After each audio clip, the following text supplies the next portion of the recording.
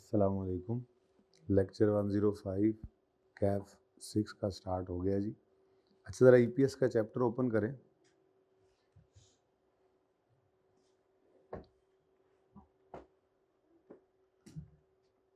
EPS का standard लगता किस पे है? लिस्टेड कंपनीज पे पढ़ा हुआ है आपने। बहरहाल EPS applies to entities whose ordinary shares are publicly traded or are in process of being issued in public market. A listed entity is required to present basic and diluted EPS even if amounts are negative, यानी loss पर share हो तब भी उनको बताना पड़ता है। MCQs के लिए बहुत इंपॉर्टेंट पॉइंट है ये स्कोप वाला, ठीक है जी। When an entity prepares consolidated financial statements as well as separate financial statements, IS 33 only requires disclosure of EPS based on figure in consolidated financial statements। बहुत से ज़्यादा इंपॉर्टेंट पॉइंट कि अगर आप सेपरेट फाइनेंशियल स्टेटमेंट्स भी बना रहे हैं और कंसोलिडेटेड फाइनेंशियल स्टेटमेंट भी बना रहे हैं तो आपको सिर्फ इस डिस्क्लोजर को कहाँ देना है? कंसोलिडेटेड फाइनेंशियल स्टेटमेंट्स में। मतलब ईपीएस सिर्फ कंसोलिडेटेड फाइनेंशियल स्टेटमेंट बता दें, फिर सेपरेट बताने की ज़रूरत नहीं है।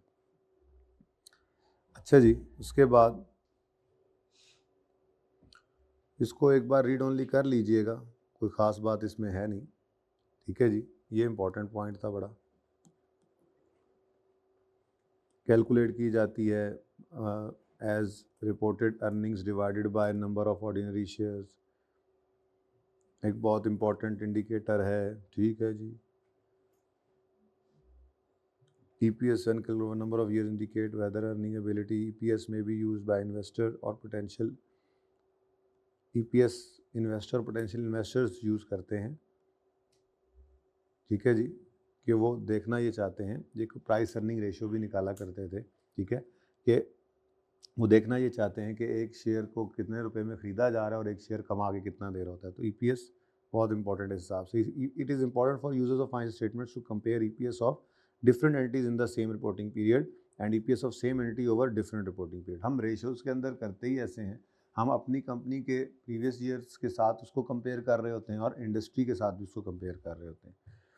IS 33 achieves the objective of comparability by defining earnings, prescribing method of determining number of shares and वही सारी बातें जो हमने सीखी थी। बेसिक ईपीएस का फॉर्मूला क्या है जी? Earnings attributable to ordinary share holders over weighted average number of shares, ठीक है जी। ये टेबल हम कर चुके हैं IFRS 9 के अंदर, प्रेफरेंस शेयर्स वाला, रिडीमेबल, इरिडीमेबल, ठीक है जी। तो इसको आप वहाँ पे पढ़ भी चुके हैं। अब यहाँ पर बस ये मामला था कि ये कन्वर्टेबल अगर हैं तो फिर ये डाइल्यूटेड ईपीएस के अंदर आ जाते हैं, ठीक है, कन्वर्टेबल इनटू ऑर्डिनरी शेयर्स। तो अगर वो कन्वर्टेबल हो जाएं तो फिर, और क्यूमुलेटिव नॉन क्यूमुलेटिव की डिस्कशन भी हमने देखी थी कि क्यूमुलेटिव क्या है, अगर अनाउंस नहीं भी किया तो हम उन्हें कहते हैं यार इस बार पैसे नहीं है, अगली बार आना, ये भी ले लेना, अगला भी ले लेना। लेकिन ईपीएस की कैलकुलेशन के लिए अगर क्यूमुलेटिव है तो अनाउंस हो चाहे ना हो हम रिकॉर्ड करते हैं, ठीक है।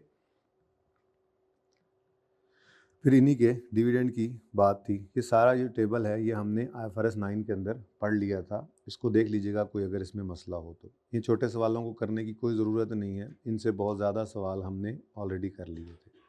Weighted average number of shares, number of shares में इंक्रीज और decrease during the year due to various reason, जैसे issue of shares at full market price, issue of shares at no consideration, bonus issue, right issue हो जाए, split हो जाए, consolidation ये share split में shares बढ़ जाते हैं, कंसोलिडेशन में शेयर्स कम होते हैं। तो शेयर कंसोलिडेशन का एक और नाम भी था रिवर्स स्प्लिट, क्या कहते हैं इसको। उसके बाद हमने हर एक को अलग अलग पढ़ा था, ठीक है। इशू किए shares at full market price, bonus shares issue किए तो एडजस्टमेंट फैक्टर आता था, डिवाइड करते थे, बिफोर और आफ्टर से मल्टीप्लाई करते थे। ये सारी वही बातें लिखी हुई हैं, इनको हमने करके देखा हुआ है। शेयर स्प्लिट, शेयर कंसोलिडेशन और फिर राइट इशू आया था। राइट इशू में हम ये थ्योरेटिकल एक्स राइट प्राइस निकालते थे और फिर ऊपर वाले को ऊपर, नीचे वाले को नीचे रखते थे। तो ऊपर क्या होता था, फेयर वैल्यू या market price immediately before right issue divided by theoretical x right price, वही जो ऊपर वाला ऊपर नीचे वाला नीचे रखते थे, एडजस्टमेंट फैक्टर इसका। रिट्रोस्पेक्टिव एडजस्टमेंट इंपॉर्टेंट बात है लेकिन आपको पता है Basic and diluted EPS of all period periods shall be adjusted for effect of errors and adjustments resulting from change in accounting policies accounted for retrospectively। कहता है अगर आपका ये सेट लगा है, पॉलिसी चेंज हुई है या प्रायर ईयर एरर करेक्शन हुई है जिस वजह से आपका पिछले साल का प्रॉफिट चेंज हो गया है, तो फिर पिछले साल की ईपीएस भी रीस्टेट करनी पड़ेगी इस साल आपको, बेसिक भी और डाइल्यूटेड भी, क्योंकि प्रॉफिट्स ने तो यूज़ होना है ईपीएस की कैलकुलेशन में, तो उनको क्या करना है, हमने रीस्टेट करना है। ठीक है, अच्छा जी, इसको बस ट्राई कर लीजिएगा, ऐसे ही छोटा सा एक सवाल है, इसको लिख लें। पेज नंबर 375 पे एग्जाम्पल है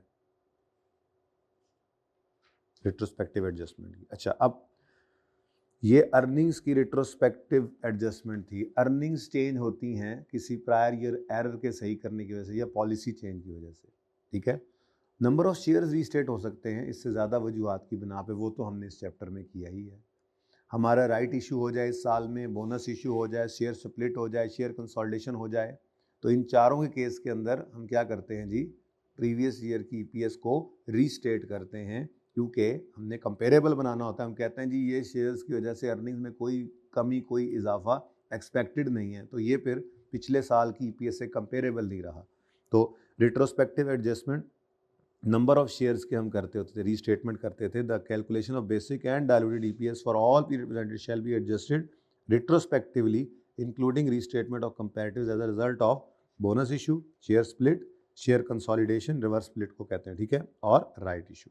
अब ये बड़ा इंपॉर्टेंट पॉइंट था, एक आधे सवाल में भी हमने देखा था, बोनस इशू अगर हुआ है आफ्टर ईयर एंड, लेकिन हमारे पास अभी फाइनेंस में पड़ी हुई हैं, तो हम क्या कहते थे, इसको फिर भी ईपीएस के अंदर कर लो। IAS 33 requires this retrospective adjustment to number of ordinary shares even if change in share holding structure occurs after reporting period but before finance statement are authorised for issuance.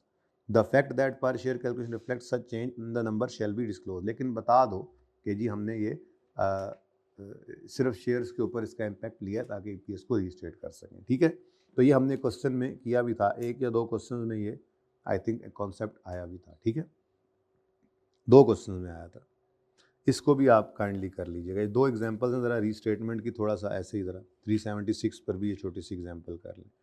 फिर हमने डाइल्यूटेड ईपीएस करना सीखी। Diluted EPS में हम क्या लेते हैं जी, वो कहता है जी ये एक another measure that is an another measure that gives amount of earning each share will receive had all dilutive potential shares were in issue. ठीक है, this helps investor understand the possible future impact of potential ordinary shares on their earnings. The objective of diluted EPS is consistent with that of basic, that is to provide measure of performance। ठीक है जी, potential ordinary shares किसे कहते हैं, जो कि entitle करें its holder को, holder of to entitle its holder to ordinary shares at some time in the future. ठीक है, तो उसमें एग्जांपल्स हैं, कन्वर्टेबल बॉन्ड्स हैं, प्रेफरेंस शेयर्स हैं, शेयर ऑप्शंस और वारंट्स हैं।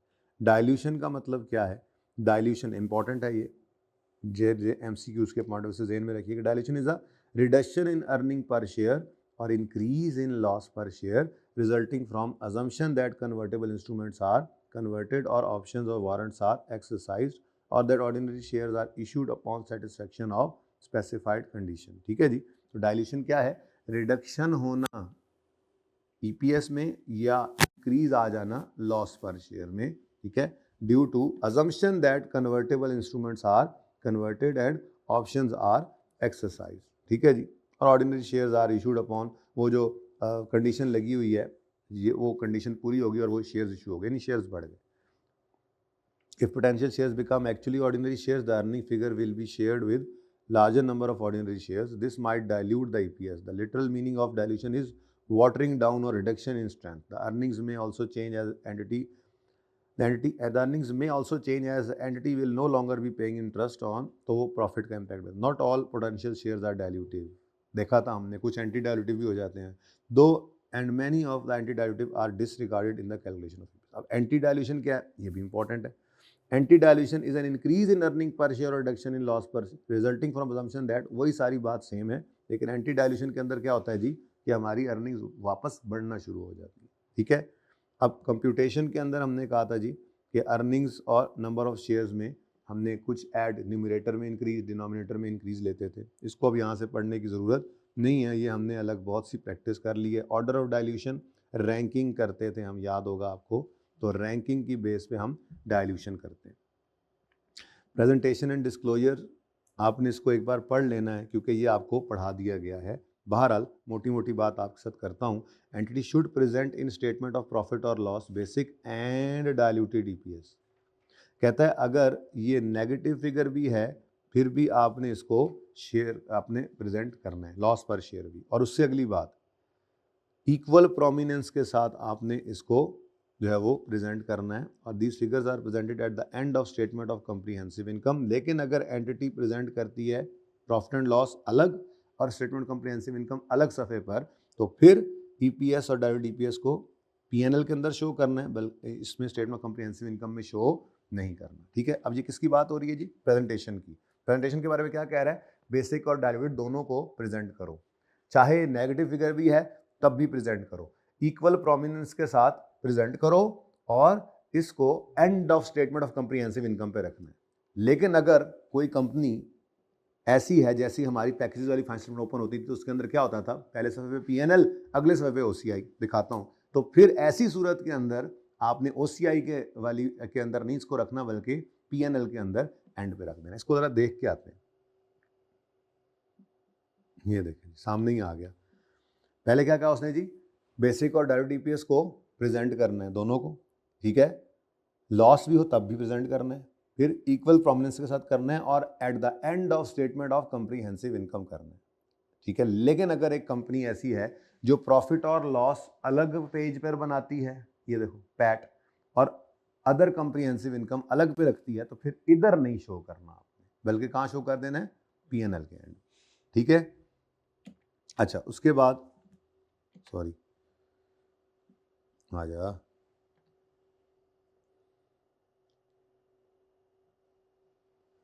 नेक्स्ट जी, if diluted EPS per share is reported for at least one period, it shall be reported for all periods presented, even if it equals to basic earning. If basic and diluted earnings per share are equal, dual presentation can be accomplished in one line. ये पहले कह रहा है जी कि मिसाल के तौर पे 2022 है और 2023 है, तो 2022 में बेसिक EPS लेट्स से 5 रुपये और 23 के अंदर है ये 7 रुपये।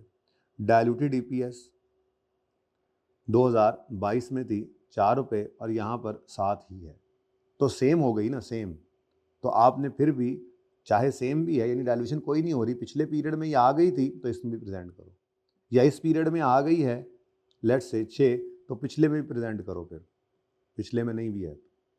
अगर एक पीरियड में आ गई डायल्यूटेड ईपीएस तो कंपैरेटिव में भी शो करना है लाजमी। ठीक है, अगली बात, ऐसा भी कर सकते हो आप, लेट्स से सेम हो तो आप यूँ भी कर सकते हो, बेसिक एंड डायल्यूटेड ईपीएस एक लाइन के अंदर भी इसको प्रेजेंट कर सकते हो। ये उसने बोला यहाँ पे, ये बात थी प्रेजेंटेशन की। कोई मसला? पढ़ी हुई चीज़ें हैं लेकिन इम्पॉर्टेंट हैं, ये रिवीजन प्लान में डले हुए हैं, ये लर्निंग आउटकम्स देखा ही नहीं हमने अभी तक। चले, disclosure requirements. IAS 33 also require disclosure in note to the financial statement for the following: total amount use as numerator यानी earnings to calculate basic EPS and diluted EPS and a reconciliation of these numerator figures to the profit or loss. Earnings basic वाली कितनी है, अब वो भी कभी reconcile करनी पड़ती है अगर इरिडीमेबल प्रेफरेंस डिविडेंड आ जाए तो, और अर्निंग्स डायल्यूटेड वाली कितनी है वो भी हमें करनी पड़ जाया करती थी रेकनसाइल, अर्निंग बेसिक और डायल्यूटेड वाली। पहले बेसिक अर्निंग भी रेकनसाइल करनी पड़ती है अगर इरिडीमेबल प्रेफरेंस डिविडेंड आ जाए, और फिर डायल्यूटेड पे आते हैं तो कन्वर्जन की वजह से न्यूमरेटर में ऐड हो रहा होता है, तो हमने वो डिस्क्लोजर बनाना सीखा। आपने 2 सवाल किए, 2 सवाल में मैंने भी आपको डिस्क्लोजर बनवाया था। तो अर्निंग्स बतानी है आपने, न्यूमरेटर बताना है, to calculate basic EPS and diluted EPS and reconciliation of these numerator figures to the profit और लॉस ऑफ द पीरियड। और साथ ही total amount use as denominator shares का भी बताया था हमने, to calculate basic EPS and diluted EPS and a reconciliation of these two denominator figures with each other करके दिखाया था। ठीक है, बेसिक EPS बीच में add options, add debentures convertible वाले ऐड करके बेसिक और डायल्यूटेड EPS वाले डिनोमिनेटर को भी हमने कर दिया था रेकनसाइल। ठीक है, तो ये डिस्क्लोजर की रिक्वायरमेंट्स है। अदर एस्पेक्ट्स जो हैं ये अच्छे हैं, इंपॉर्टेंट हैं, 2-4 नंबर के आ सकते हैं। ठीक है, इनको आपने रीड ऑनली कर लेना। आज कोई क्वेश्चन हो तो मुझसे कल पूछ लीजिएगा। लिमिटेशंस पढ़ी हुई हैं आपने, एक दफ़ा इनको देख लेते हैं। कहता है EPS is probably the single most important indicator of entity's performance. It is very useful measure when it is used as starting point for more detailed analysis. है तो बड़ा यूजफुल, लेकिन ये पढ़े हुए हैं ना आपने, पढ़े थे बड़े अच्छे से, आ जाते हैं ये 2-4 नंबर के सवाल के साथ वो डाल दे, कोई लिमिटेशंस बता दो, लेकिन इसके कुछ सीरियस लिमिटेशंस हैं। सीरियस लिमिटेशन नंबर 1, सारी एंटिटीज़ सेम पॉलिसीज़ यूज़ नहीं कर रही हैं, अकाउंटिंग पॉलिसीज़। तो मैं एक कंपनी को बी कंपनी से कंपेयर करता हूँ, ये रेशोज़ में भी होता है, ये उसकी भी लिमिटेशन है। तो कोई फाइफो पे चल रहा है, कोई एफको पे चल रहा है, उनका क्लोजिंग स्टॉक डिफरेंट तो उनका प्रॉफिट डिफरेंट, हालांकि बाकी सब सेम भी हो सकता है। ठीक है, कोई कॉस्ट मॉडल पे चल रहा है, कोई फेयर वैल्यू मॉडल पे चल रहा है इन्वेस्टमेंट प्रॉपर्टी रखते हुए, तो बाकी सब सेम भी हो तो उनके प्रॉफिट्स डिफरेंट। तो not all entities use the same accounting policies. ठीक है, it may not always be possible to make meaningful comparison between the EPS of different entities, क्योंकि सारी कंपनीज जो हैं वो सेम अकाउंटिंग पॉलिसीज यूज नहीं कर रही। एक लिमिटेशन है तो ये बहुत useful measure, it is very useful, लेकिन इसकी लिमिटेशंस भी हैं। ठीक है, तो वो लिमिटेशन में सबसे पहली क्या है, डिफरेंट अकाउंटिंग पॉलिसीज। फिर EPS does not take account of inflation, so that growth in EPS over time might be misleading. क्या मतलब? मतलब मेरे पिछले साल की सेल थी 2023-2024, ठीक है, तो पिछले साल की सेल थी 500 रुपये। ठीक है, और ये 500 रुपये की सेल मैंने की थी मसलन 50 यूनिट्स बेचकर 10 रुपये के 100 रुपये के हिसाब से, ज़्यादा हो गया, ठीक हो गया। अब इस साल भी मैंने 50 यूनिट्स ही बेचे, लेकिन सेलिंग प्राइस बढ़कर 15 हो गई। बताओ क्या आंसर है जी? 750। अब ईपीएस तो निकलनी है प्रॉफिट की बेस पर, प्रॉफिट सेल के बढ़ने से बढ़ जाना है, प्रॉफिट तो बढ़ गया ना, इकोनॉमीज ऑफ स्केल भी मिलेंगी, हो सकता है कोई चीज़ कम महंगी हुई हो, फिर नीचे भी एक्सपेंसेस बढ़ रहे होंगे, कोई कम हो रहे होंगे, तो ये कहता है कि ईपीएस इसको नहीं कवर कर रही है। अब हालांकि देखा जाए तो कंपनी की परफॉर्मेंस तो नहीं बढ़ी, सिर्फ महंगाई बढ़ने से रेवेन्यू बढ़ गया।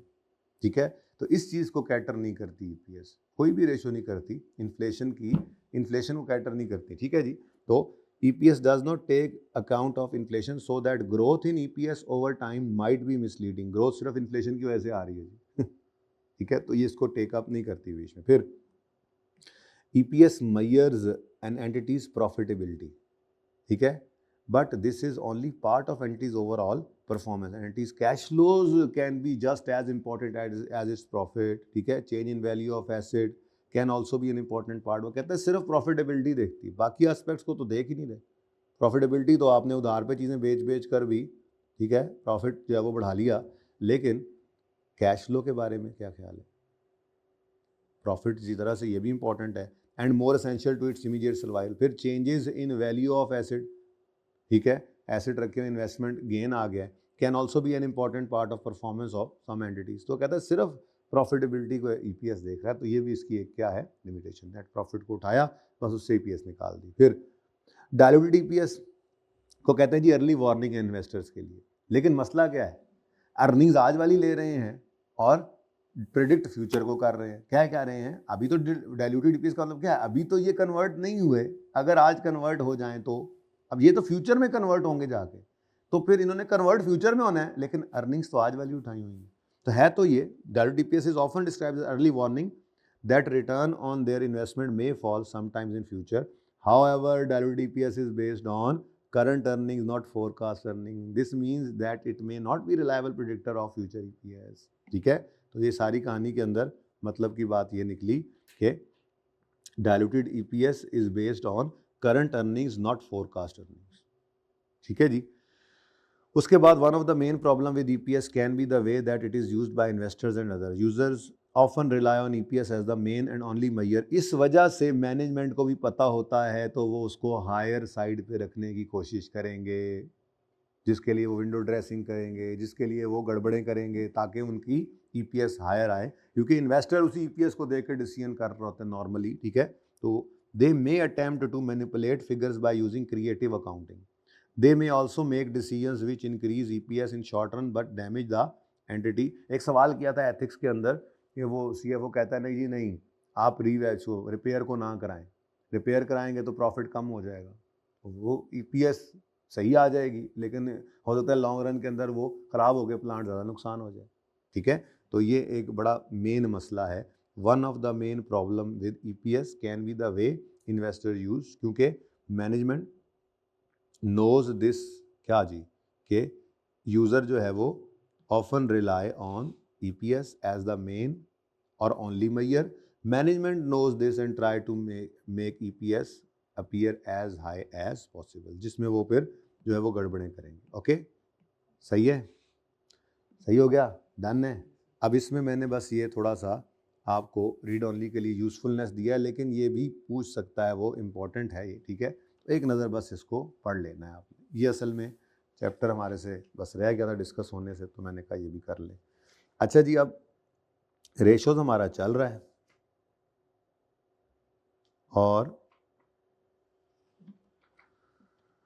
IFRS 16 हमने शुरू किया था, तो रेशोज़ को ही पहले थोड़ा सा एक दो सवाल कर लेते हैं इसके। ठीक है, उसके बाद थोड़ा आज होमवर्क में करोगे सवाल ज़रा प्रैक्टिस में, ताकि हाथ सीधा हो जाए, क्योंकि मैंने आज फिर IFRS 16 आपको थोड़ा रिवाइज़ कराना है। ठीक है ना, वो वाले सवाल एक दो करके एक और सवाल हमने करना है, जिसके अंदर तकरीबन बहुत सारी चीज़ें हमारी इंशाल्लाह रिवाइज़ हो जाएंगी। ठीक है, ओके। ये वो असल में आपको थोड़ा थोड़ा भूला हुआ भी है ना।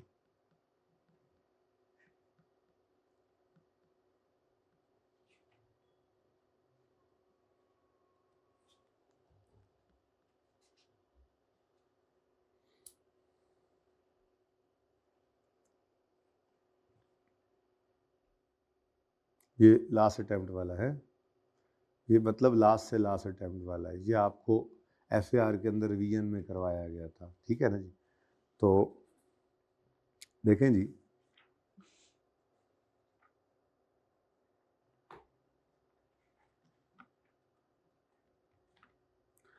एक चीज़ होती है जी वर्टिकल एनालिसिस और हॉरिजॉन्टल एनालिसिस, इसको भी कर लेते हैं पहले ज़रा डिस्कस, उसके बाद फिर देखें जी।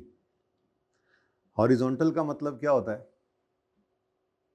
ऐसे। वर्टिकल का मतलब बस इतनी सी बात है, आपकी सेल्स 2019 में 400 थी, 2020 में 500, आपने इसको आपस में कंपेयर करना है, तो इसको क्या कहेंगे? Horizontal analysis. ठीक है, तो हम क्या करते हैं, हम कहते हैं जी इंक्रीज या डिक्रीज कितना हुआ, तो इसकी एक तरतीब है, एक फार्मूला है कि आपका 100 रुपये से रेवेन्यू बढ़ा है और बेस हमेशा आपने जहाँ से बढ़ के आया प्रीवियस ईयर को लेना है, तो 100/400 करें तो 100/400 करें तो 25%। तो आप क्या कहेंगे? आप ये नहीं कहना सेल इंक्रीज बाय 100 रुपये, आप कहेंगे sale has increased by 25% over the previous year. ठीक है, ऐसे ही हर आइटम को आपने P&L के हर आइटम को जब पिछले साल से कंपेयर करना है, तो you are doing horizontal analysis. ठीक है, हॉरिजॉन्टल एनालिसिस 190 से 240 पे गया, एक्सपेंस 50 से बढ़ गया, 50/190 कैलकुलेट करते रहो ना जरा साथ साथ, 50/190 जी 26% का इंक्रीज है। फिर ऑपरेटिंग एक्सपेंसेस 20 रुपए से कम हुए, तो 20/100 20% से डिक्रीज आया, तो ये क्या है जी? इंक्रीज डिक्रीज प्रीवियस ईयर की निस्बत। ये 1 साल 2 साल 3 साल जितना मर्जी आप कर लें। हॉरिजॉन्टल एनालिसिस क्या है जी? ठीक है, फॉर्मूला भी यहाँ पर आपको लिख कर दिया जैसे समझाया। ठीक है जी, अब वर्टिकल एनालिसिस क्या होता है? वर्टिकल एनालिसिस ये होता है कि हम P&L के अंदर देखें तो बैलेंस शीट में भी ऐसे ही होगा। बैलेंस शीट में भी हॉरिजॉन्टल एनालिसिस क्या होगा? एसेट्स इंक्रीज हुए पिछले साल की निस्बत इतने या डिक्रीज हुए इतने, लायबिलिटीज पिछले साल की निस्बत इंक्रीज हुई इतनी, डिक्रीज हुई इतनी। तो ये क्या है? डिफरेंस लेना है और बेस ईयर से डिवाइड करके उसकी परसेंटेज निकाल लेनी है। जबकि वर्टिकल एनालिसिस में क्या होता है? वर्टिकल एनालिसिस के अंदर P&L को हम जोड़ते हैं, P&L के हर आइटम को हम जोड़ते हैं सेल्स के साथ। बेसिकली वर्टिकल एनालिसिस क्या है? आपका P&L परसेंटेज में बन रहा होता है। जैसे कैलकुलेटर उठाएं, 180/500 36%, 80/500 260/500 240/500 500/500। ठीक है, तो ये क्या है, वर्टिकल एनालिसिस। बैलेंस शीट के अंदर क्या करेंगे, बैलेंस शीट में एसेट साइड की हर चीज़ को टोटल एसेट से जोड़ देंगे और इक्विटी लायबिलिटी साइड की हर चीज़ को उसके साथ जोड़ देंगे। तो हॉरिजॉन्टल एनालिसिस की तरह से वर्टिकल एनालिसिस ये P&L बैलेंस शीट के अंदर इस तरह से हो जाएगा। PPE को as a percentage of total assets, investment property as a percentage of cash, किसी भी चीज़ को इस एसेट साइड की आपने टोटल एसेट से जोड़ देना है, ऐसी परसेंटेज निकल रही होगी। तो आपका P&L और बैलेंस शीट किस में निकल आया, किस में बन जाएगा जी, परसेंटेज के अंदर। ठीक है, तो ये क्या है जी, वर्टिकल और हॉरिजॉन्टल एनालिसिस। देखें ज़रा तस्वीर समझ में आ रही है तो ले लें इसकी पिक्चरें। मैंने कहा चलो ये भी ज़रा लगे हाथों कर ही लें, कल का दिन भी रेशोज़ पे लग ही जाना है, साथ साथ हमने शुरू तो किया हुआ है, वैसे प्रैक्टिस है ना, प्रैक्टिस। अब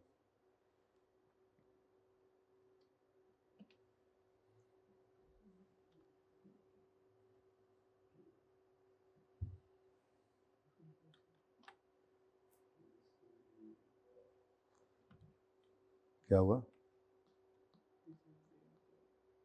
हैं, दिस इज द एंड।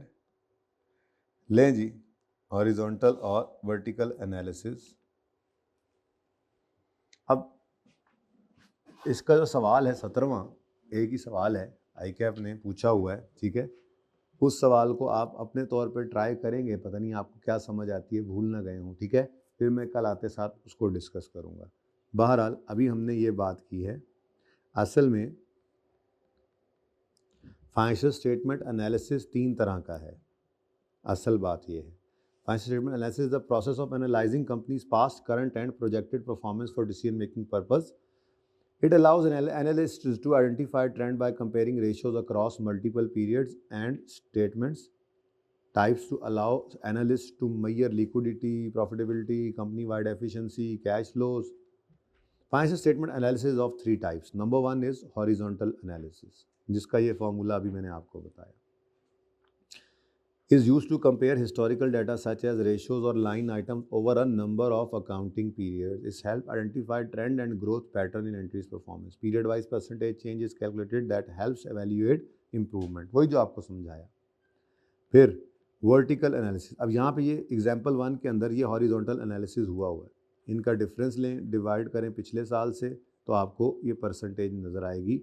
ये परसेंटेज है चेंज फ्रॉम 23 टू 24, ठीक है। इसी तरह से बैलेंस शीट के अंदर भी change from 23 to 24, horizontal analysis हुआ।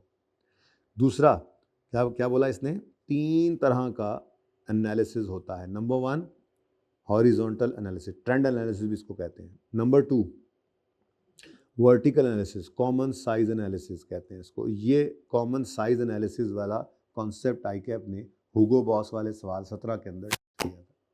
कॉमन साइज, ये अगर साइजेस एंटिटी के डिफरेंट साइजेस हों तो रेशियो एनालिसिस उसको कैसे कैटर करता है, ठीक है जी। तो परसेंटेज के अंदर P&L उसने बनवाया आपसे, ठीक है। तो vertical analysis is the proportional analysis of financial statements where each line item on a financial statement is listed as a percentage of another item. वो हमने बता दिया कि P&L के अंदर सेल के साथ जोड़ देते हैं, बैलेंस शीट में टोटल एसेट्स या टोटल इक्विटी प्लस लायबिलिटी के साथ। This means that every line item in P&L is stated as percentage of gross sales, while every line item statement financial is stated as percentage of total assets.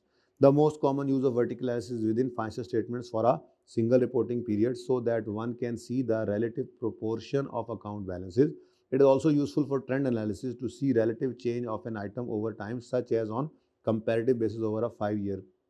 For example, if cost of goods sold are in history of being 70 of costs of sales in each of the past many years, then a new percentage of 77 would be a cause of alarm.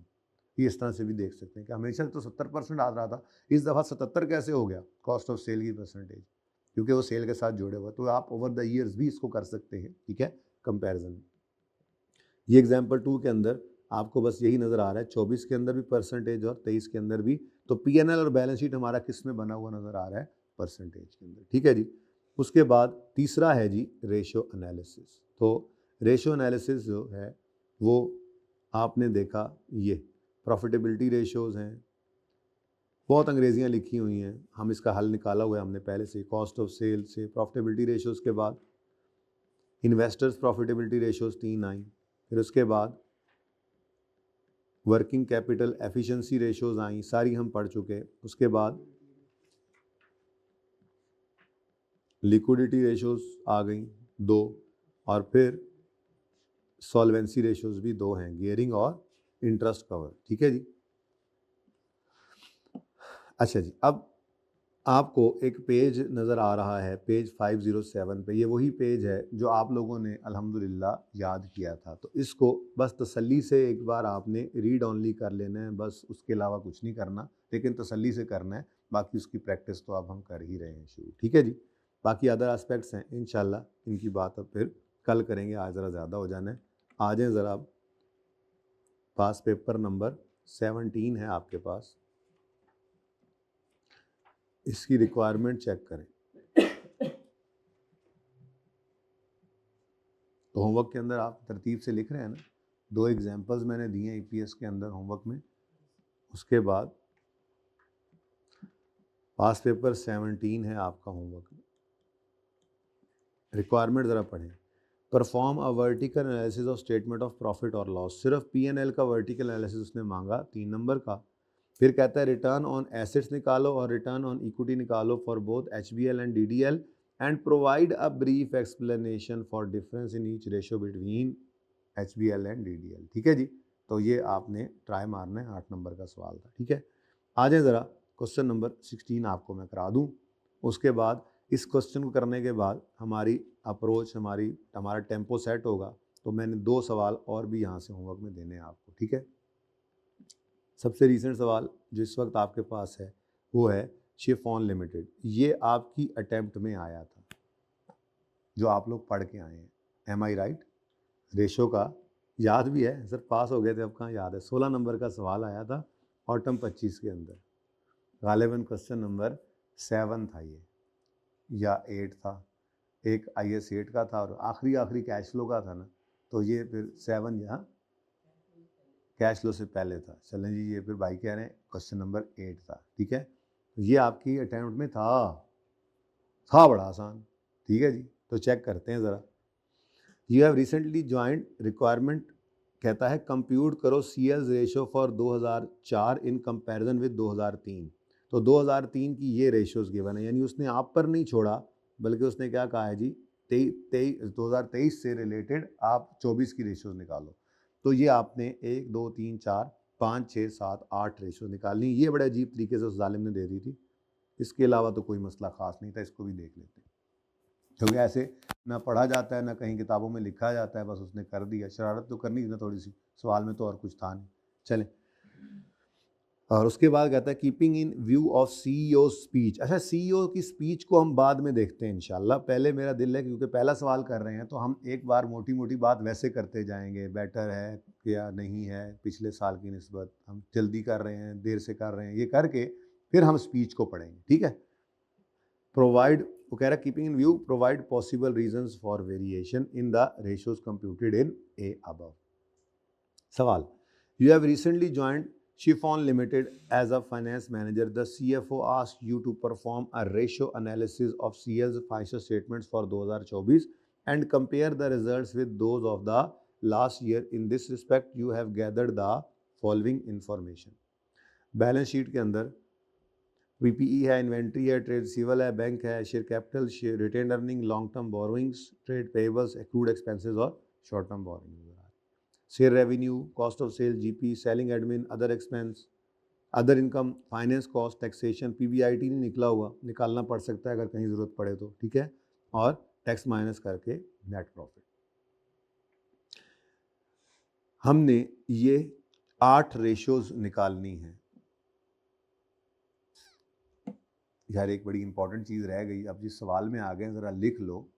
EPS consolidated financial statements के अंदर निकालना तो सिखाई नहीं आपको, EPS के chapter में गए भी थे, जहन से निकल गया। ठीक है, तो ये लिख लो, आज याद रह जाए, एंड पे टाइम बच जाए तो आज करवा लेना मुझसे, वरना कल फिर लाजमी करवा लेना। ठीक है छोटा सा काम, बस बताना ही है, लेकिन अब वो रह गया, एकदम से याद आ गया जी। अच्छा जी, अब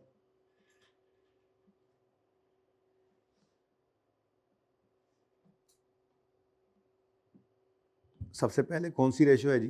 रिसीवेबल टर्नओवर, डेटर टर्नओवर।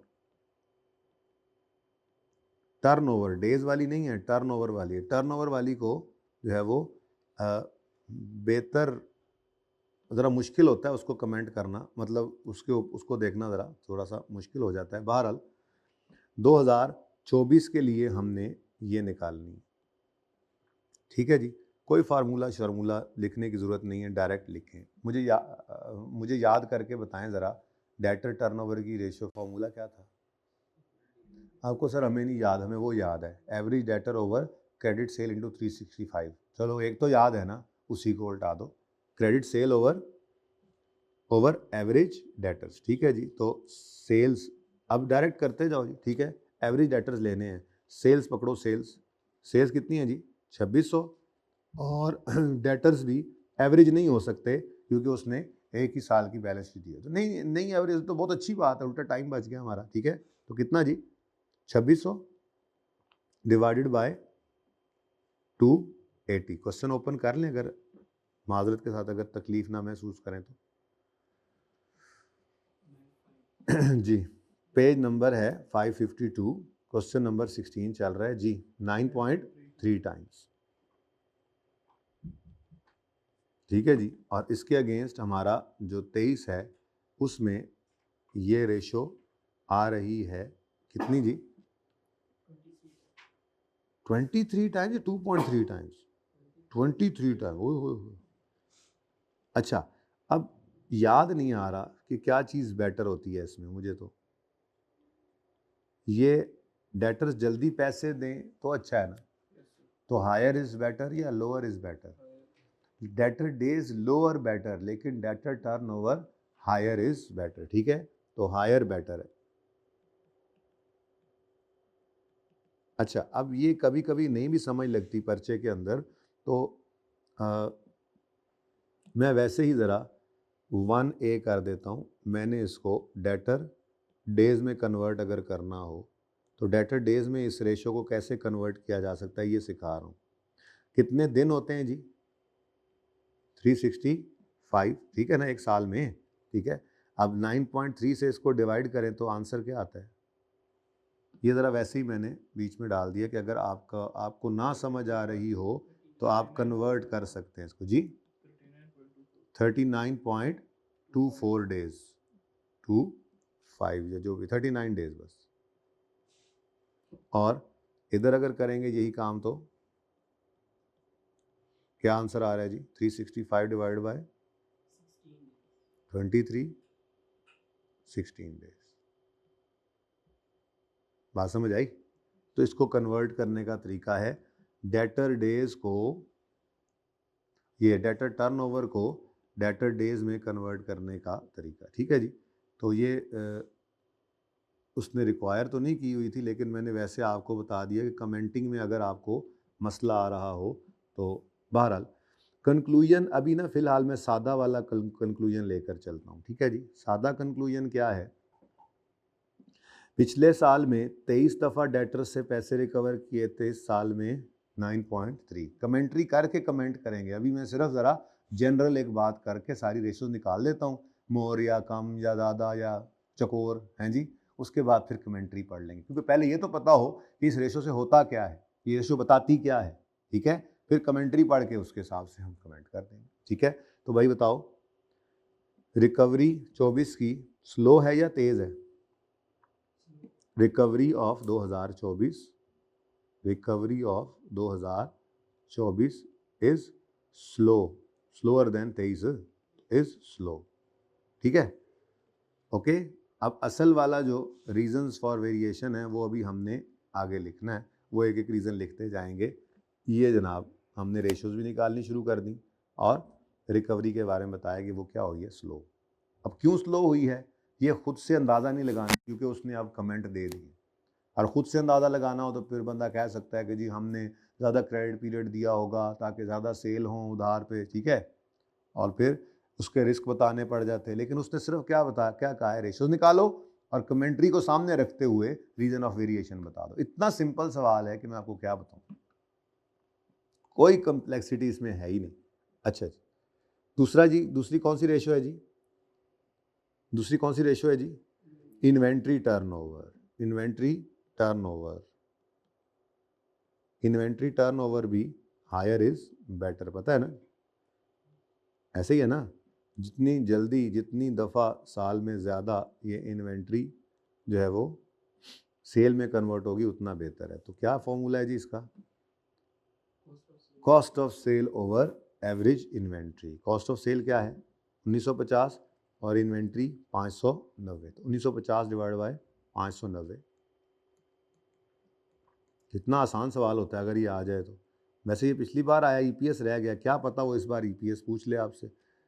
तो दोनों में से बहरहाल दोनों ही नए मेहमान हैं यहाँ पे, सवाल ने तो आ ही जाना है जी। 3.3 टाइम्स, और पहले कितना था जी पिछले साल 6 टाइम्स। तो कन्वर्ट करना है इसको भी, कर लो जल्दी जल्दी कर लो, इसको भी कन्वर्ट करना आता होगा आपको। तो 365 डिवाइड बाय 3.3 करो, तो डायरेक्ट ही करो, 365 डिवाइड बाय 3.3 करो जल्दी से, एक तरीका बताया जी, 111 दिन। ओए होए, और यहाँ पर 61 डेज। ठीक है, ये मैंने कैसे किया जी, 365 डिवाइडेड बाय 3.3, और यहाँ पर 365 डिवाइड बाय 6, 61 डेज बोला था। अब मुझे बताओ, ये भी हायर बेटर होता है ना जी, ठीक है। तो इन्वेंट्री का टर्नओवर भी ज़्यादा हुआ है, कम हुआ है, मतलब डेज बढ़े हैं, ठीक है। तो inventory times is less in 24, so our inventory is converting into sale slowly, ठीक है ना। अभी मुझे नहीं पता वजह क्या बनेगी, वो बाद में करेंगे, तो आपको सिर्फ रिवाइज करा रहा हूँ, ठीक है। तो इन्वेंट्री टाइम्स इज लेस, ठीक है, इसका मतलब इन्वेंट्री इज सेलिंग स्लोली, या inventory movement is slow as compare to 24, ठीक है। Inventory movement, inventory conversion into sale, कुछ भी जुमला बना लें, inventory conversion into sale is in 24 is slow. वजह क्या है देखते हैं, वो वजह अभी हम खुद से नहीं बताते। वैसे तो हम कहते हैं जी वो शायद हमने डिस्काउंट दिया, फिर हमने स्टॉक इकट्ठा करके बना के रख लिया, स्टॉक आउट ना हो वगैरह वगैरह, वो तो फिर जितनी बातें, जितने मुंह उतनी बातें वाली बात। अगर रीज़न उसने खुद बताई हुई है तो फिर वही रीज़न बताएंगे बस, ठीक है। लो जी, 2 हो गई। तीसरी रेशो कौन सी उसने कही हुई है, जीपी रेशो, आपकी favourite GP ratio. GP ratio का फॉर्मूला क्या है, ग्रॉस प्रॉफिट ओवर सेल। तो 650 divide by 2600, 650 divided by 2600 into 100 is equal to 25%। और पिछले साल ये क्या था 30%। ओह, तो बहरहाल 2023 वॉज बेटर, ठीक है जी, 2023 वॉज बेटर। आगे आप लिखना चाहें तो लिख लें, वैसे अपने लिए, वैसे आप दिमाग में रिवाइज करें, क्योंकि उसने ये नहीं कहा कि इस रेशो क्या बताती है, उसने कहा बस रेशो निकालो और रीजन ऑफ वेरिएशन बता दो, ठीक है। तो रेशो हमने निकाल ली, अब रीज़न हमने वो कमेंट्री पढ़ने के बाद ही बतानी है, फिलहाल हम बता नहीं सकते, ठीक है। तो बहरहाल ये 25 रुपये पर रुपी 100 ऑफ सेल हम कमाते हैं ग्रॉस प्रॉफिट की मद में, ठीक है। तो क्योंकि 30 से 25 पे आया, ये भी हायर बेटर होती है, तो इसलिए 23 वॉज बेटर, ठीक है जी, समझ आती है। नेक्स्ट कौन सी रेशो है जी, नेट प्रॉफिट रेशो। अब ये फेवरेट रेशोज थी आपकी, क्योंकि ग्रॉस प्रॉफिट के अंदर आपने सेलिंग प्राइस और सेल वॉल्यूम की बात बता देनी होती है, चेंज की वजह से कोई है तो, और कॉस्ट ऑफ सेल के अंदर जो कॉस्ट के ऊपर बल्क क्वांटिटी डिस्काउंट मिल गया या मटेरियल प्राइस बढ़ गई, इसका असर बता सकते हैं जीपी के ऊपर। फिर नेट प्रॉफिट में आते हैं तो एडिशनल चीज़ क्या आ जाती है, ऑपरेटिंग एक्सपेंसेस, ठीक है। और वो अगर बढ़ रही होती है तो हम कहते हैं इकोनॉमीज ऑफ स्केल मिल गया, कम हो रही है तो हम कहते हैं जी ऑपरेटिंग एक्सपेंसेस भी बढ़ गए हैं, ठीक है। और जीपी का हर असर तो नेट प्रॉफिट पे पड़ ही रहा है। तो ये दोनों बड़ी अच्छी रेशोज हैं, मुफ्त के नंबर देने आती हैं। नेट प्रॉफिट बताइए जी, 190 डिवाइड बाय 2600 जी इनटू 100, 7.3%। पिछले साल कितना था ओए होए होए, तो 2023 वॉज बेटर। पता नहीं की कर बैठे ने उस्ताद जी, वैसे है ना, पता नहीं क्या कर बैठे हैं, हर जगह तबाही फिरी पड़ी है ना, हर रेशो ही कम आ रही है, पता नहीं क्या कर बैठे। मैंने छुपाई हुई है कमेंट्री अभी, वैसे तो आपने 6 महीने पहले पढ़ी थी पर्चे में, पर अभी 6 महीने में तो भूल ही गए होंगे ना, मैंने छुपाई हुई है कमेंट्री आपसे। नेक्स्ट कौन सी रेशो है जी? Interest cover ratio. Interest cover ratio का फॉर्मूला मुझे भूल गया जी। पीबीआईटी ओवर इंटरेस्ट, छतरी था पीबीआईटी, नीचे इंटरेस्ट, तो कितने रुपए हैं 1 रुपया इंटरेस्ट पे करने के लिए प्रॉफिट में, याद आ रहा है? तो पीबीआईटी, अब पीबीआईटी लेना है, पीबीआईटी लेना है, पीबीटी नहीं लेना, पीबीआईटी लेना है, पीबीआईटी। ये क्या है जी? ये पैट है, तो पैट 190 है जमा 60 जमा 40 यानी कि 290 हो जाएगा, ऐसे ही है। तो लिख दो यहीं पे जी, 190 प्लस 60 प्लस 40, ठीक है ना। हमें क्या चाहिए? Profit before interest and tax divide by 40, तो कितने टाइम्स आ गया जी? 7.3 टाइम्स, या 7.3:1, जैसे मर्जी लिख लें, ठीक है। पिछले साल कितना था? ओए ओए ओए, और लगता है लोन भी 12.5 टाइम्स, यानी लोन, यानी 1 रुपया पे करने के लिए पिछले साल 12.5 के प्रॉफिट्स थे, इस साल 1 रुपये का इंटरेस्ट पे करने के लिए 7.3 के प्रॉफिट्स हैं, तो 23 इज स्टिल बेटर। मैं बता रहा हूँ, कुछ ऐसा कर बैठे हैं, चांद चढ़ा बैठे हैं, कुछ ऐसा पंगा ले बैठे हैं कि इनकी सारी रेशोज़ की तबाही फिरी पड़ी है, ठीक है। और कौन कौन सी कितनी है? 3 और है ना। अच्छा, कौन कौन सी हैं जी 3 और रेशोज़? करंट रेशो है, गियरिंग रेशो है, और रिटर्न ऑन एसेट्स है, ठीक है जी। तो उसको एक्सटेंड करना पड़ गया जी हमें। अच्छा, आई के इसी फॉर्मेट के अंदर इन सॉल्यूशंस को देता है, लेकिन आपकी मर्जी है, मैं तो वैसे ही बस उस जैसा बना दूंगा कि वो ऊपर रेशो सामने निकालता है और रीजन ऑफ वेरिएशन टेबल सब बना के आगे बता देता है। आप टेंशन न लें, आप बेशक एक एक रेशो करके उसकी रीजन ऑफ वेरिएशन देते जाएं और आगे चलते जाएं, ये भी बिल्कुल ठीक है।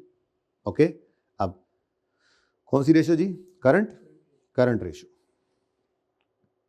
करंट रेशो निकलती कैसे है जी? करंट रेशो जी, करंट एसेट्स कितने जी? उठ जा भाई, उठ जा, खैर है, बस कमेंटिंग शुरू करते हैं। करंट एसेट्स अब देखो टोटल करना पड़ेगा, 590 प्लस 280 प्लस 45 कितना बनता है? डायरेक्टली लिख दो, 915। और करंट लायबिलिटीज़ कितनी है जी? ये जी 210 जमा 100 जमा 180, 490। ये क्या आ रहा है जी?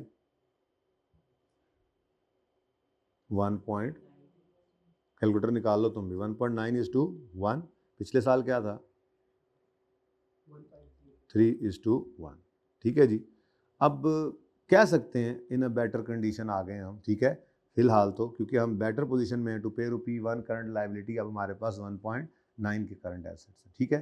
पर देखना पड़ेगा, ठीक है, उसको तो रीज़न मांगी है, किस वजह से, क्या रीज़न आई, ठीक है। अच्छा, उसके बाद नंबर 7 कौन सी है जी? Gearing ratio. इसमें थोड़ा सा मसला था, तो गियरिंग रेशो की थोड़ी सी जगह छोड़ देते हैं, और उसके बाद आखिरी रेशो कौन सी है जी? Return on assets. तो नंबर 8 रिटर्न ऑन एसेट्स। तो कितने एसेट्स हैं जी? एसेट्स कितने हैं? एसेट्स कितने हैं? एसेट्स कितने हैं? 2365। अब उसने नहीं बोला ना सिर्फ नॉन करंट एसेट्स, तो टोटल ही उठाओ। और दूसरा क्या लेंगे हम?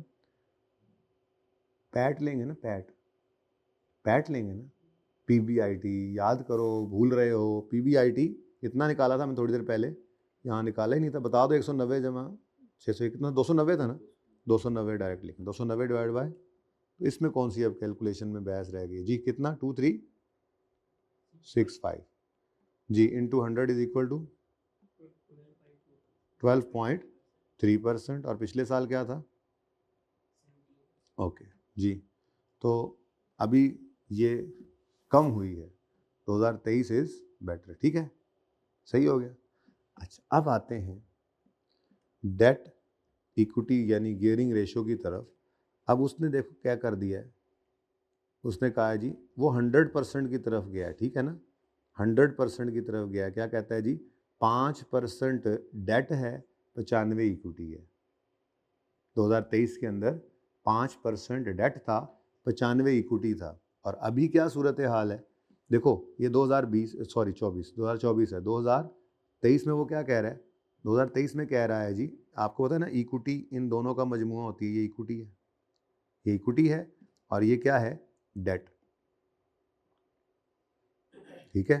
तो इक्विटी और डेट, ऐसे ही इधर इक्विटी पता नहीं कितनी थी, पता नहीं कितना था शेयर कैपिटल, पता नहीं, सवाल में नहीं बताया, लेकिन इतना बताया कि ये कितनी है, 95, और डेट जो नहीं पता ये कितना है, ये 5 है, ठीक है। अब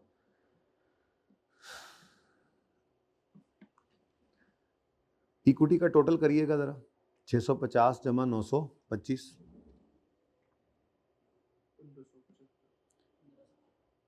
ये आ गया जी 1575, डिवाइड करें इसको 1575 जमा 300 से, यानी कि कैपिटल एम्प्लॉयड से। बड़ा अजीब मामला था, हालांकि हमने तो फॉर्मूला लगाया था डेट ओवर इक्विटी, यहाँ पे हम क्या कर रहे हैं, डेट ओवर कैपिटल एम्प्लॉयड, यहाँ पे क्या कर रहे हैं, इक्विटी ओवर कैपिटल एम्प्लॉयड। कोई बात नहीं, आप इसको बाद में निकाल लें, आप पहले ये निकाल लें जी, 300 डिवाइडेड बाय, ये तो फॉर्मूला था ना हमारे पास, 300 डिवाइड करो इसको जी, कैपिटल एम्प्लॉयड, कैपिटल एम्प्लॉयड क्या होता है जी, ये टोटल, ठीक है, टोटल के साथ, तो कितना बना टोटल, 1875, 1575 ऊपर था ना, 300 ऐड हो गया, तो ये कितने परसेंट आया जी, ये 16% है, ठीक है जी।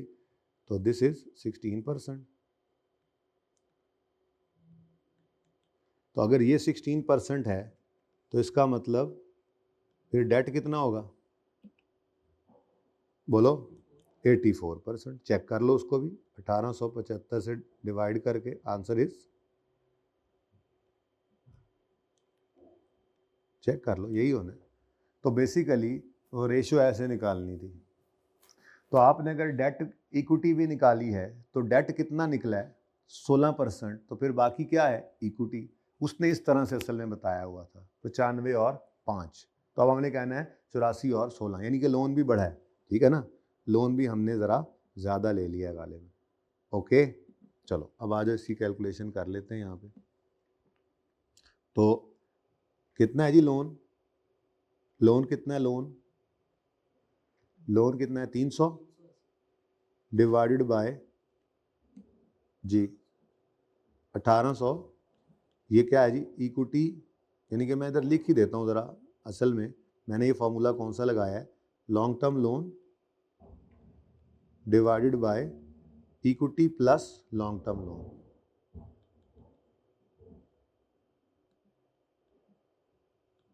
ठीक है, ये वाला फॉर्मूला लगा है। ओके, तो अब आंसर क्या आया जी, लॉन्ग टर्म लोन 300 है और equity plus long term loan 1875 आपने बताया था, बल्कि मैंने बताया था, इतना आसान था। ये कितना आ गया जी, 16% आया। तो हमने इसको 16% की बजाय लिख दिया 16:84, क्योंकि उसने ऐसे लिखा हुआ था 5:95, ठीक है। ये थोड़ी सी इसमें ज़रा देखने वाली बात थी, फनकारी थी, ठीक है जी।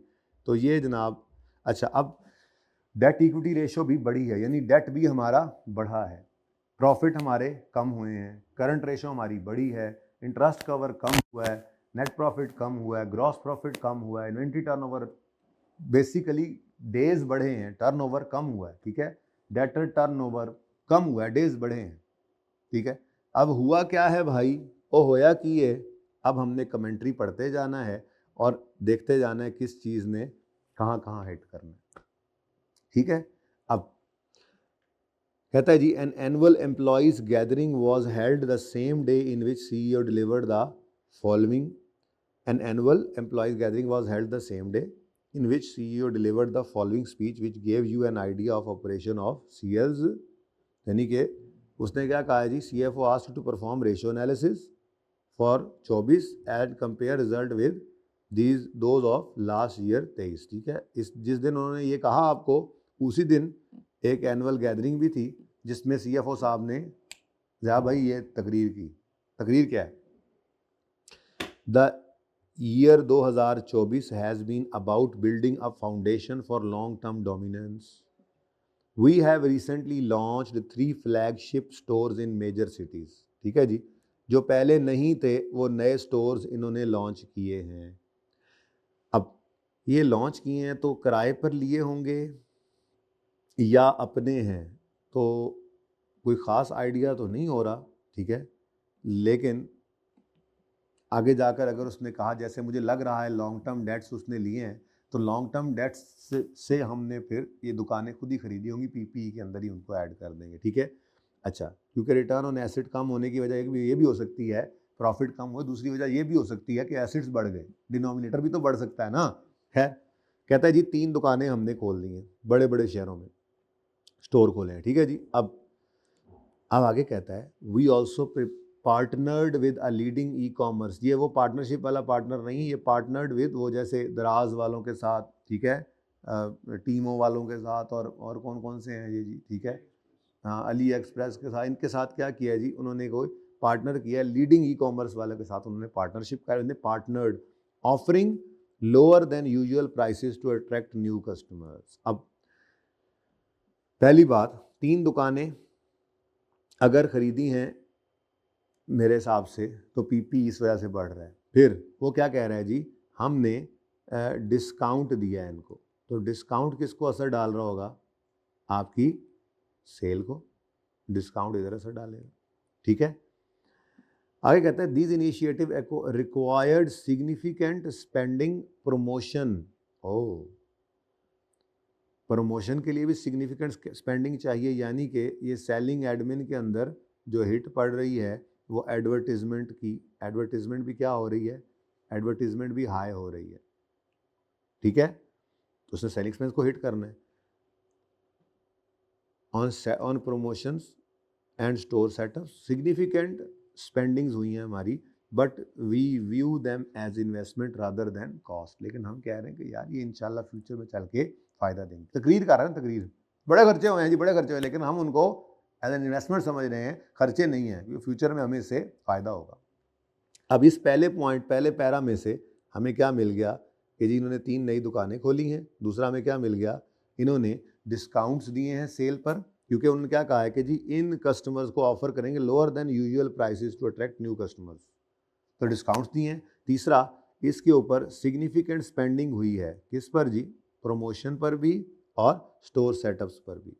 तो ठीक है जी, प्रमोशन पे एडवर्टीजमेंट एक्सपेंस बढ़ गया. अच्छा, आगे कहता है to ensure our product never go out of stock. ये ना हो कि उधर से कस्टमर ऑर्डर दे और हम कहें हमारे पास तो चीज़ें पड़ी ही नहीं है. तो इस चीज़ को इंश्योर करने के लिए क्या करेंगे आपके ख्याल में? इधर देखो ना, क्या करेंगे आपके ख्याल में? से ज़्यादा स्टॉक बनाकर रख लेंगे, कभी आउट ऑफ स्टॉक ना हो. To ensure product never goes out of stock, we instructed our production team to maintain higher inventories and extend more flexible payment terms to our top distributor. 2 चीज़ें यहाँ से निकल आई, हायर इन्वेंट्रीज, तभी तो inventory को hit पड़ी है. ठीक है, इन्वेंट्री को हिट पड़ी है, इन्वेंट्री ये पड़ी है, इन्वेंट्री को हिट पड़ी है. इन्वेंट्रीज हमने क्या कर ली है जी? हायर, ताकि हम स्टॉक आउट ना हो. ठीक है, दूसरी चीज़ साथ ही साथ क्या कह रहा है, अब लोगों ने ऑर्डर करना है, आगे डिस्ट्रीब्यूटर्स होते हैं जिनके साथ हमने पार्टनरशिप की है. ठीक है, बेसिकली तो वो डिस्ट्रीब्यूटर है, तो उनकी जो डिस्ट्रीब्यूटर्स हैं, जो पार्टीज़ हैं, उनको हमने ये भी कहा है कि तुम लोग भी चीज़ें रखो, तुम्हें हम थोड़ा सा टाइम देंगे पेमेंट का, inventories and extended more flexible payment terms. ज़रा देखिएगा, ये थोड़ा सा इन्हें कहें थोड़ा मेहरबानी कर दें जहाँ पे भी ये काम चल रहा है.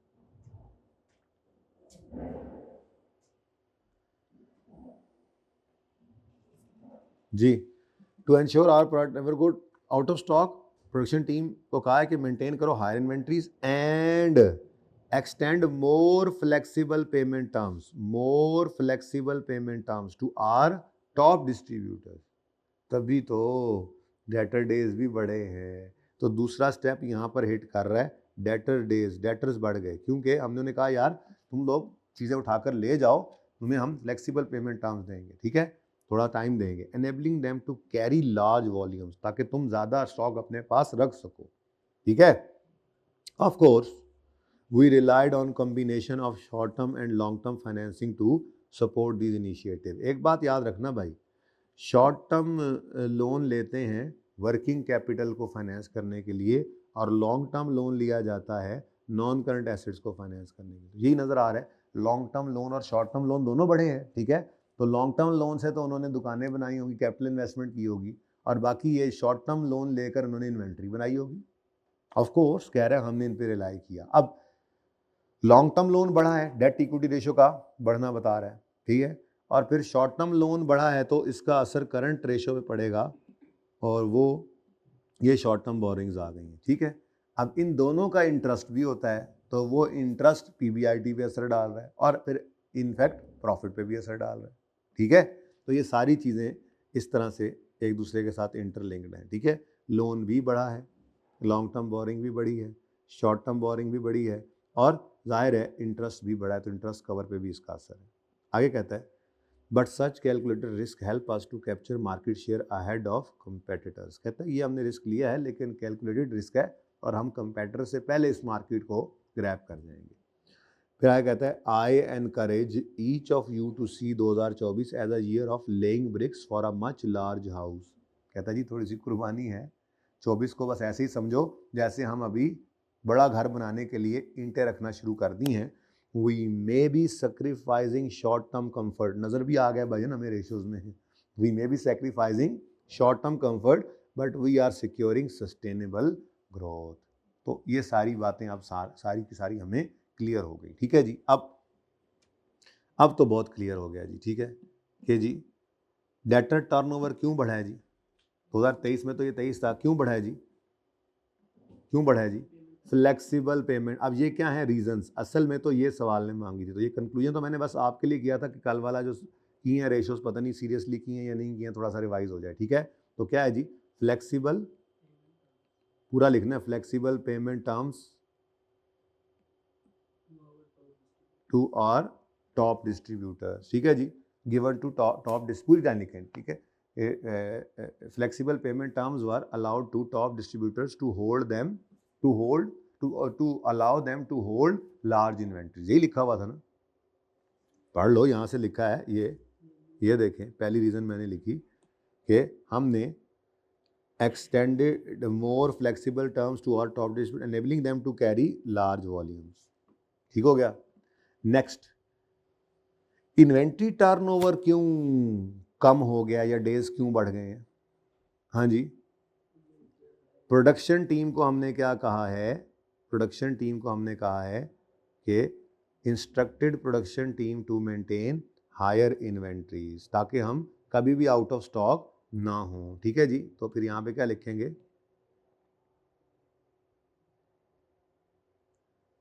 Production team is instructed, production team is instructed to maintain. अब ये कितना आसान है, इसी ने शायद पास कराया उन्हें, आपको यही लिखा था, मिलता जुलता कुछ याद आ रहा है।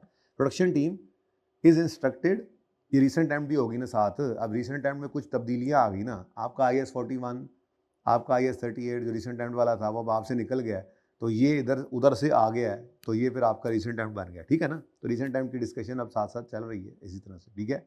तो production team is instructed to maintain high stock so that to avoid stock out, ठीक है जी, जो जुमला वहां लिखा है वही लिखना, okay. Next, gross profit ratio कम क्यों हुई, आप तो बता सकते हैं क्या वजह है? नहीं, ग्रॉस प्रॉफिट पे उसका कोई असर,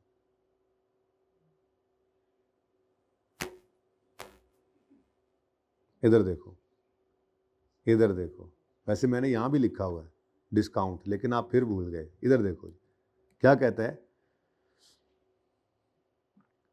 हमने ऑफर किया है lower than usual price to attract new customer को डिस्काउंट, ठीक है। तो फिर ये क्या है जी, discount offered to attract new customer at new platform, ठीक है जी। तो डिस्काउंट लिखें जी, discount offered at new platform to attract customers, ठीक है जी। जगह मुक गई, ओके। अब ये सिंपल तरीन सवाल, नंबर चेक करो, ऐसे पास करने के लिए आया था जैसे ही, ऐसे ही है कि नहीं, बैठे हो तो ऐसे ही बैठे हो, ठीक है, पास हो के बैठे। नेक्स्ट क्या है जी, नेट प्रॉफिट रेशो। अच्छा, अब नेट प्रॉफिट रेशो के ऊपर सारे असरात ही पड़ते हैं। नेट प्रॉफिट रेशो पे जीपी का असर तो पड़ता ही पड़ता है, जीपी कम हुआ है तो नेट प्रॉफिट ने भी कम होना है। अब उसके अलावा एडवर्टीजमेंट बढ़ गई। अच्छा, हमने अज्यूम क्या किया है कि इन्होंने खुद ही खरीदी हैं, तो फिर क्या कह देंगे हम, डेप्रीसिएशन बढ़ गई होगी शॉप्स की, बिल्डिंग बढ़ गई ना। और अगर ये अज्यूम किया होता आपने कि रेंट पे लिए हैं तो फिर उसका रेंट बढ़ जाता। In any case operating expense तो बढ़ ही रहा है, ठीक है। तो और तीसरी चीज़ नेट प्रॉफिट है ना, तो इसी से ऊपर ही ऑपरेटिंग एक्सपेंसेस हैं, इसी से ऊपर ही फाइनेंस कॉस्ट भी तो है। तो लोन्स ज़्यादा हुए हैं तो इंटरेस्ट भी ज़्यादा हो गया। तो इसके अंदर कोई एक रीज़न लिखनी थी, उसने क्या कहा जी, keeping view provide possible reason, नहीं ठीक है, फिर पॉसिबल तो एक से ज़्यादा है। तो प्रॉफिट वाले के अंदर पहली रीज़न क्या आई जी, डेप्रीसिएशन कर लो, पहले तो वो करो ना, प्रमोशन जो पड़ा था सीधा सीधा, ठीक है। तो इंक्रीज इन एडवर्टीजमेंट एक्सपेंस, फिर दूसरा जी increase in depreciation of new shops, depreciation due to new shops, ठीक है जी। और तीसरा increase in interest expense due to new short term and long term loan obtained for operations to fund operations, ठीक है। नेक्स्ट है जी interest cover ratio. हाँ जी, इंटरेस्ट कवर रेशो का तो very simple, very very very simple, क्या जी, net profit decrease हुआ है, नेट प्रॉफिट कम हो गया उल्टा, ठीक है। नेट प्रॉफिट की बजाय आप बेशक पीबीआईटी भी कह सकते हैं, पीबीआईटी भी तो कम हुआ है क्योंकि ऑपरेटिंग एक्सपेंसेस बढ़े हैं, ऊपर से सेल कम की थी, एडवर्टीजमेंट कॉस्ट बढ़ाई हैं, डेप्रिसिएशन बढ़ गई है, तो ऑपरेटिंग प्रॉफिट कम हुआ है ना, ठीक है। तो डिक्रीज हुआ है, डिक्रीज इन ऑपरेटिंग प्रॉफिट, और साथ के साथ ही increase in interest expense due to, अगली पूरी कहानी।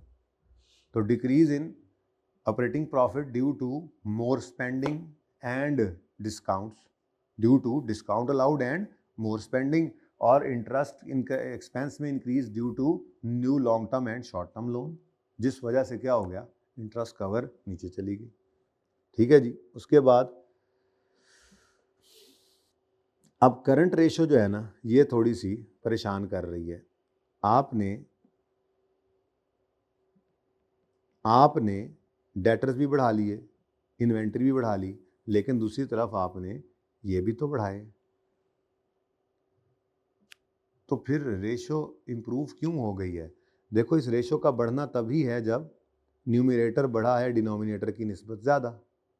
तो फिर बढ़ी तो ये तीनों चीज़ें हैं, लेकिन शायद एसिड्स का बढ़ना उससे ज़्यादा आगे निकल गया होगा, इसलिए क्या आ गई ये इम्प्रूवमेंट, ठीक है। तो आप यहाँ पे लिखेंगे, तीनों बातें लिख देंगे, ठीक है, जगह मैंने तंगी छोड़ी है, लेकिन चलो तीनों बातें लिखेंगे आप। क्या जी, इंक्रीज हो गया डेटर्स, आगे वजह ड्यू टू फ्लेक्सिबल टर्म्स, फिर increase in inventory due to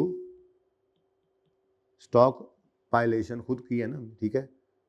और फिर उसके बाद increase in short term loan to fund operations, ठीक है जी। तो अब इसके साथ एक लाइन ऐड कर देंगे कि increase in acids have probably overcame the increase in liability, therefore it has improve, ठीक है, सही हो गया।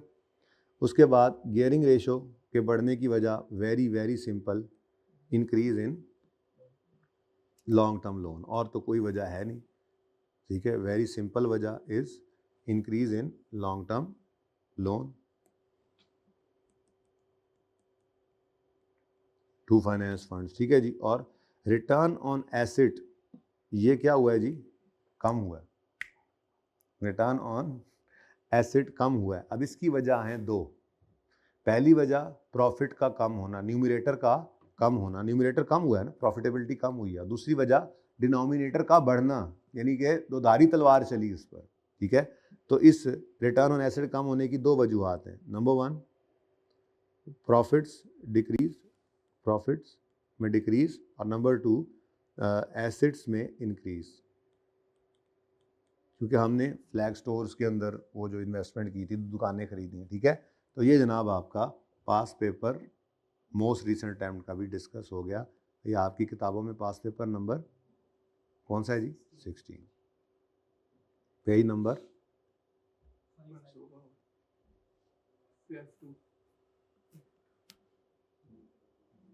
ठीक है। अच्छा जी, अब बिल्कुल इससे मिलते जुलते दो सवाल मैं और दे रहा हूँ, वैसे तो तीन है, ठीक है। इसको आपने करना है, फिर ब्रेक करके मैं IFRS 16 को स्टार्ट करता हूँ। ये सवाल आपने अपनी ज़िंदगी में किए हुए हैं, चेक करें। Based on financial statements for the year 24 provide above, calculate PS ratio in comparison with benchmark ratios. तो उसी तरह से इन्होंने 1 2 3, ये 10% इधर आएगा, ये गलती है, उठ के इधर आ गई जी। और ये 7 रेशियोज निकालनी है, ठीक है। और उसके बाद ये 9 नंबर, ज़्यादा नंबर इसी के थे। फिर briefly describe the effect of each management decision on PS ratio. अब बड़े ध्यान से देखना है, डिस्क्राइब क्या करना है, इफेक्ट। तो मैंने बस कल इस तरह से करना है, जैसे यहाँ पर आज ये रिसीवेबल टाइम्स, जल्दी से बताओ ज़रा रिसीवेबल टाइम कितना आया था अभी, रिसीवेबल टाइम ये ज़रा देख कर मुझे बताते जाओ। ये 9.3, 3.3, ये वाला बताओ मुझे। 9.3, फिर 3.3, फिर अच्छा आपने नोट नहीं किया, 25%, 7.3%, 25%, 7.3%, फिर जी 1.9, 16:84, 1.9 टाइम्स, फिर 16:, ये क्या आगे पीछे हो गया काम। नेट प्रॉफिट के बाद इंटरेस्ट कवर था, वो क्या था 7.3, वो भी 7.3 था, हद नहीं होगी वैसे, सेम टू सेम आया ना, असल में तभी भूल गया। ऊपर 7.3% था और ये 7.3 टाइम्स आ रहा था। एनीवेज, फिर 1.9:1,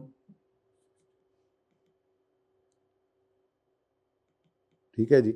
और 16:84, और रिटर्न ऑन एसेट कितना आया जी, 12.3। तो ये इस तरह से मैंने कल लिख लेना है, इधर सारी रेशियोज को, वो कैलकुलेट आपकी हुई पड़ी होंगी, ठीक है। उसके बाद फिर बड़ा इंपॉर्टेंट है ये, बड़े ध्यान से इस अटैम्प्ट के अंदर इसमें परफॉर्मेंस बच्चों की अच्छी नहीं रही थी। उसकी वजह क्या थी, उसने कहा है कि मैनेजमेंट के हर डिसीजन का डिस्क्राइब करो इफेक्ट ऑन द पीएल्स रेशियोज। एक बेंचमार्क बनाया है और कह रहे हैं हम ये करेंगे, वो करेंगे, ये करेंगे, वो करेंगे। अब करंटली रेशियोज जो हैं वो आपने निकालनी है, इस वक्त ये रेशियोज आप निकालेंगे। अब वो बेंचमार्क से ऊपर होंगी या नीचे होंगी, तो आपने मैनेजमेंट के डिसीजन को सामने रखते हुए बताना है कि मैनेजमेंट के इस डिसीजन की वजह से अगर हमारी रेशियो आई है, लेट से हमारी जीपी मार्जिन आया 25%, मसलन इस वक्त हम 25 में, हमने जाना 30 पे है। अब मैनेजमेंट के डिसीजन में से जो डिसीजन इसको बढ़ाएगा आप बताएंगे। जैसे मिसाल के तौर पे उन्होंने कहा कि ये to achieve benchmark ratios management of PL has made following decision in July. Purchase of a major supplier, purchase from major supplier who will not be made on cash basis to avail discount not available on will now be made, ठीक है जी। तो आप cash purchase करेंगे ताकि discount मिले। अब discount मिलेगा तो कॉस्ट ऑफ सेल कम होगी, कॉस्ट ऑफ सेल कम होगी तो जीपी बढ़ेगा। तो इस स्टेप से आप बेंचमार्क को अचीव करने की तरफ जा रहे हैं। ये ऐसे करने वाला सवाल था, बहुत इंपॉर्टेंट है। लेकिन मज़े की बात यह है कि चूंकि उसने बहुत सारी रेशोज़ के अंदर बेसिक ईपीएस भी निकाल के दी हुई है, तो ईपीएस भी पहले निकालनी थी आपने, और फिर ये रेशोज़ निकालने के बाद आपने हर स्टेप को पढ़ के उसके बारे में बताना था कि ये स्टेप, अगर मैनेजमेंट ये स्टेप उठाती है तो हमारे बेंचमार्क की तरफ हम जाएंगे या उससे उल्टा दूर जाएंगे। ठीक है, किस बेंचमार्क को अचीव करने में हेल्प मिलेगी, किससे। तो ये बहुत इंपॉर्टेंट सवाल है, बहुत अच्छा सवाल है। ठीक है जी। प्रेशापुर, परेशानपुर, ठीक है जी। उसके बाद वेल, कंप्यूट करो WL की ratios. 6 number, keeping in view of key events during the year provide possible reason for variation in ratios. तो अगेन की इवेंट्स को सामने रखना है और ये रेशोज निकालनी है, कुछ तब्दीली नहीं। ठीक है जी, होमवर्क के अंदर ये 2 हो गए। वैसे तो एक इस जैसा और भी है, कहो तो ये 3 पूरे कर लें, हिम्मत करके ये 3 कर लेंगे। ठीक है जी, तो 11, 11, 13 और 15, ठीक है ना। ये आपने कर लेने हैं लाजमी। कल फिर मैंने इंक्रीज डिक्रीज वाले की तरफ जाना है, वही रूल पढ़ाकर, क्योंकि एमसीक्यूज में भी उससे हेल्प मिलती है और वैसे भी डिसीजन लेते हुए आसानी रहती है। प्लस वो इस तरह का सवाल भी दे सकता है जैसे सवाल आपको ये नज़र आ रहा है, ये, ठीक है, हिटिटी लिमिटेड। शायद क्वेश्चन बैंक में अभी भी ये सवाल पड़ा हो, देख लेते हैं जाके, जो दूसरा था। तो ये 2 सवाल इंक्रीज डिक्रीज वाले पहले हम किया करते थे, ना हुआ तो हम ढूंढ लाएंगे कहीं से। पढ़ा है जी, पढ़ा है, एपी वैक भी पढ़ा है। तो ये 2 सवाल हैं जिनमें उसने कुछ स्टेप्स का कहा था, इंक्रीज डिक्रीज बता दो। ठीक है, तो ये एक टाइप का क्वेश्चन है, ये कल कर लेंगे होपफुली, फिर इसमें और कुछ नहीं बचना। लेकिन ये आपने 3 अदद सवाल बहुत ध्यान से करने हैं, अच्छे से तैयार हो जाएगा ये टॉपिक इंशाल्लाह आपका। करना इनको ऐसे है जैसे एग्जाम कंडीशन में बैठ गए, यानी यूँ समझ लो कि रिवीजन स्टार्ट है। IFRS 16 में मैं करा ही रहा हूँ रिवाइज, लेकिन आप रेशोज़ को साथ रिवाइज कर रहे हैं। तो फिर पर्चे में जैसे सवाल आता है वैसे आपने इसको, तो 4 सवाल बन गए जी, 17, 15, 13 और 11। 17, 15, 13 और 11। 17,